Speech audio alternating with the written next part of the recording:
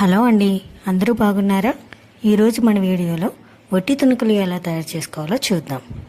వట్టి తుణుకులు అంటే ఏమీ లేదండి, మటన్లో మెత్తని ముక్కలు తీసుకొని వీడియోలో చూపించిన విధంగా పొడుగ్గా కట్ చేసుకొని వాటికి కొద్దిగా పసుపు, ఉప్పు, కారం తగినంత దట్టించి 2-3 రోజులు ఎండలో ఆరబెట్టుకుంటే సరిపోతుందండి.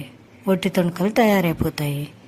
ఆ వట్టి తుణుకల్ని పప్పుచారులో కానీ రసంలో కానీ ఏ కర్రీలో వేసుకున్నా కానీ టేస్ట్ మాత్రం సూపర్ ఉంటుందండి. మటన్ నచ్చిన వాళ్ళకు కూడా నచ్చి తీరుతుంది. ఒకసారి మీరు కూడా ట్రై చేసి చూడండి. నాకు ఇంతకుముందు మటన్ అంటే అస్సలు ఇష్టం ఉండేది కాదండి. ఇలా చేసిన తర్వాత చాలా నచ్చింది.